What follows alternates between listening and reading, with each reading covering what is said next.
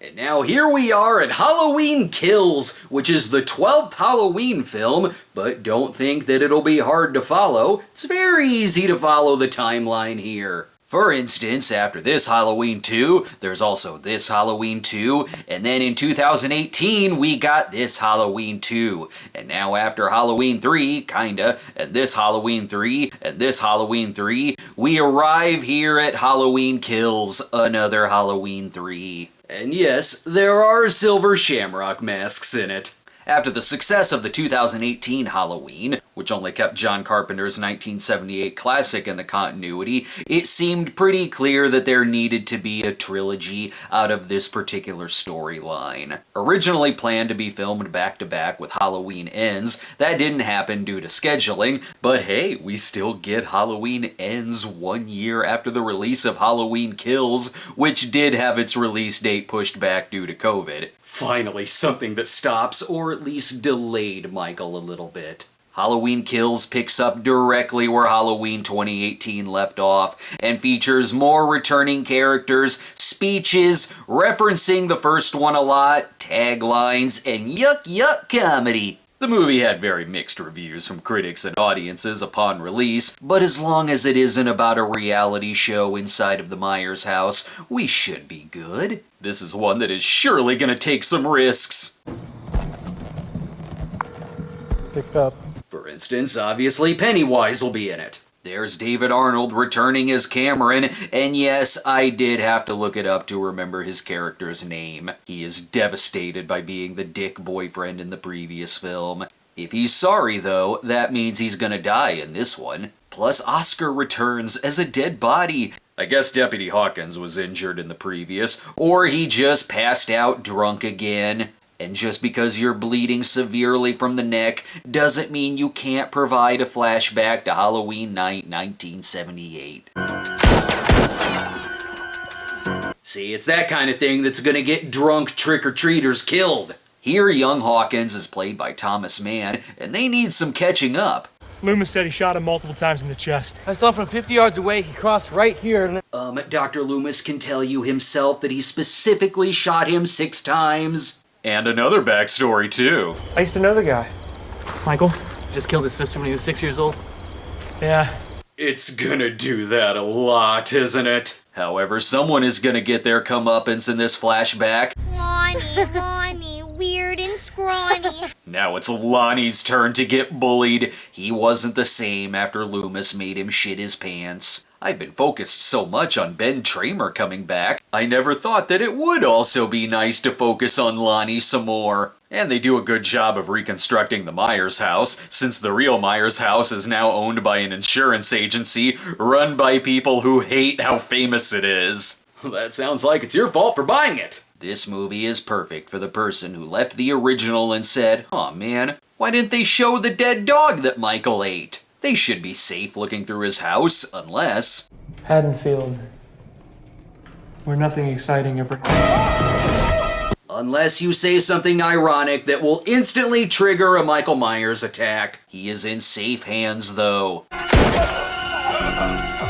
And by him, I mean Michael. I also like what they do with Loomis here, even though... What happened in here? Tell me what happened. Did Michael kill again? I never thought I'd say this, but this may be the most theatrical I've seen Loomis. Loomis is played by the construction coordinator, Tom Jones, who they added some makeup to, though now I want to see this Tom Jones as Loomis. It all works out for the best in this one. No rampaging through the hospital in 78. Here they just wait for him to tire himself out, and then he'll easily turn himself in. He's been shot 6 times. He knows how much it hurts. The end. This is one of those sequels where it's the previous movie, but more. And I mean more pumpkins for the credits. It's the 12th film, so make sure there's 12 of them. Things could be worse. You could be stuck at an open mic night. And yes, there's a couple of new characters here, but even the movie is more interested in the other table with the characters from the original film. Bring it down a tad, like my wife and I were trying to watch the talent show.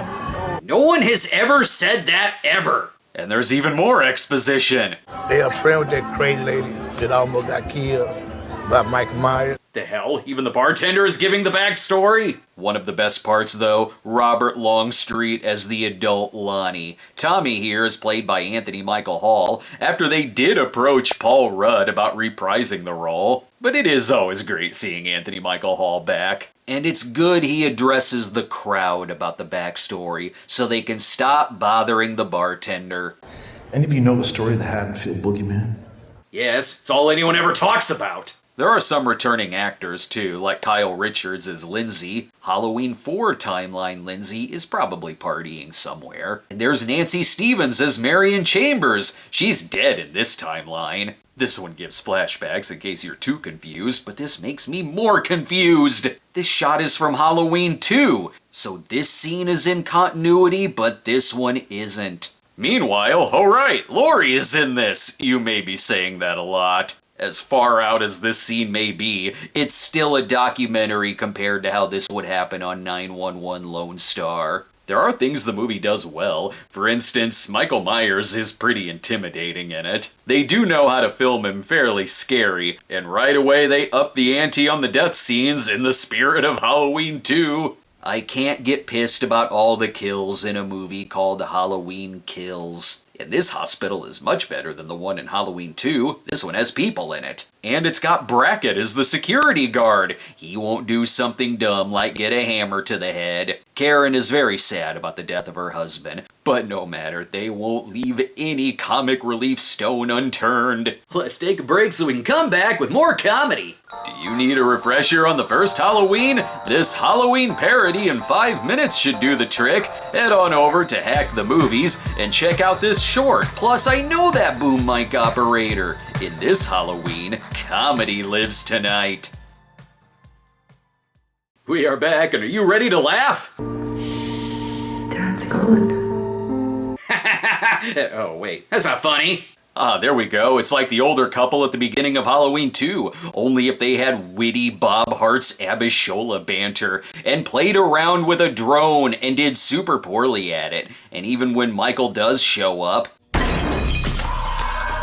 a big fella in our bathroom, and he's wearing a monster mask. am I supposed to be scared or laughing? Oh, Lenny Clark, even when being murdered, you're still hilarious. Though it's got one of my pet peeves, where the person just stands there and patiently waits for Michael to kill them. Sure, I could run, but we spent a lot of money on these special effects. Gotta put them to good use. And do you mind? I'm trying to watch the talent show. Ah, great. What? They de-aged Walter the puppet? Shit gets real. Cameron is Lonnie's son, and he has to go get him after having 13 more drinks. I've been having a bar about 50 years. You started with your granddaddy, right? Yeah, my grandpa started the business. And backstory of the bartender.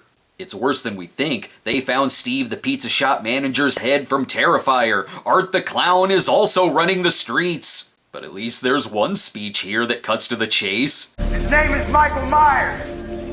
Go get him. What? What's that? Richard Kimball, you say? Okay, I'll go get him, I guess. Maybe they should leave the exposition to the news. An eerie reminder of an event this community has spent decades trying to forget. Have they really? Though I think my favorite cameo is that when they show Bob's yearbook photo, it's a picture of Bob Odenkirk. I didn't know Haddonfield was so close to Naperville. These characters pick things up quick. After realizing they're in a slasher, they do all the right things, like forgetting something at the bar and having to go back and get it. But everyone talks about the town motto of evil dies tonight. No one pays any attention to love lives today. We could just let him tire himself out. He just wants to cruise around and listen to his music. He'll turn himself in eventually. Maybe the other escaped mental patient will do the same.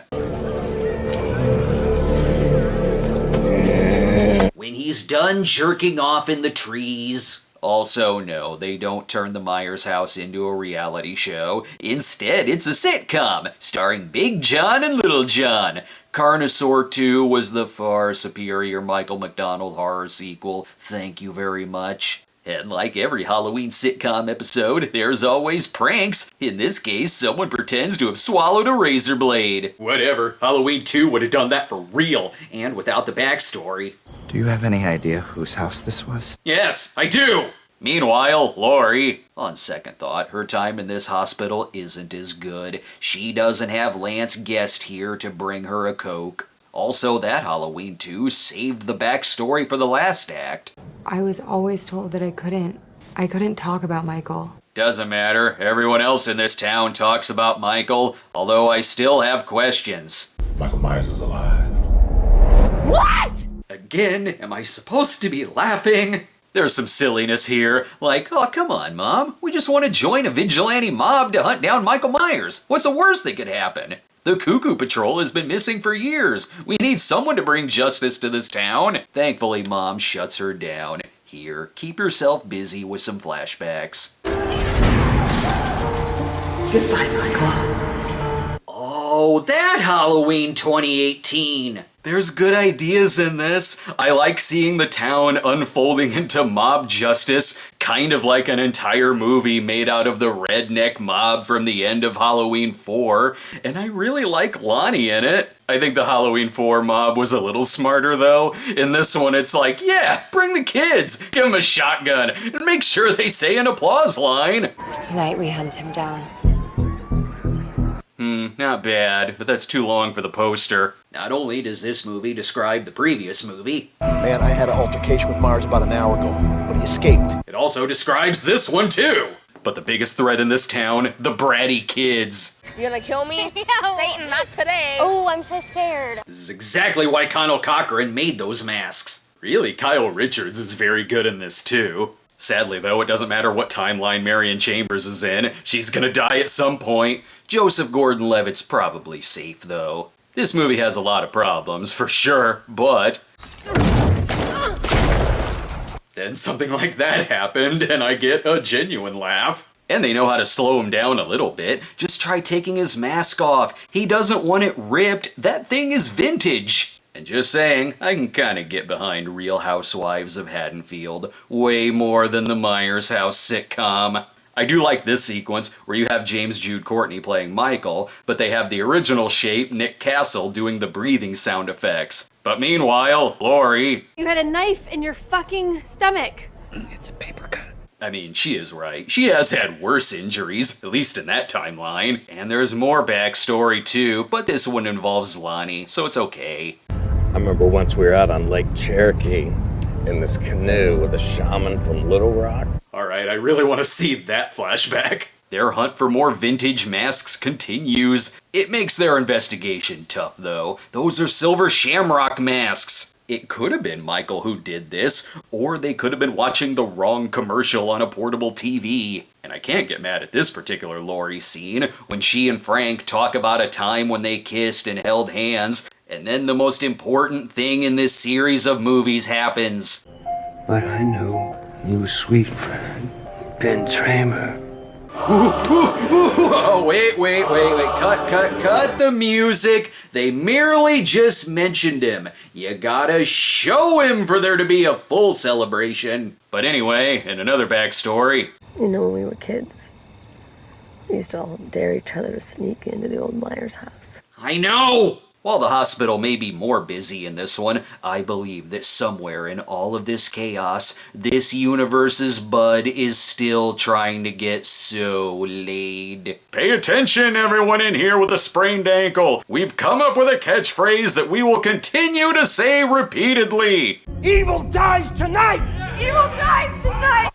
I know I should stop all of this, but they do have a slogan now. Evil dies tonight! God damn it! And legacy characters are saying it, so now we have to let the mob do their thing. And to catch up Lori. Because 40 years ago when I was a kid, you protected me. I know that, and she knows that! While Lori doesn't have much to do in this one, damn, Jamie Lee Curtis is still great in it. This is getting serious. So what's happening at the Myers house? Don't you know whose house this was? We don't want to get sued. But someone sneaking in the house and leaving a bloody handprint can only mean one thing. Someone's in our house. And it's not a child. Jokes. Sure, we could run, but never mind. We got a badass action pose and a tiny knife. We got this. This is getting a little dumb, but not as dumb as what happens next. Again, there are really good ideas here where the town has become just as bloodthirsty as Michael, to where they see someone who is innocent and they think it's him. Except while we don't know what Michael looks like, they know what he looks like, and as obsessed as they are with him, I'm sure they've known how he's aged too. Even this mental patient himself was also on the news. Evil dies tonight! But they said the catchphrase, we gotta let them do their thing. These two have no excuse. Oh, the tiny knife didn't work against Michael? And again, it's nice to see him help Michael kill him. I'll run in the direction of the sound of someone being murdered, and then just stand there and wait to be killed. The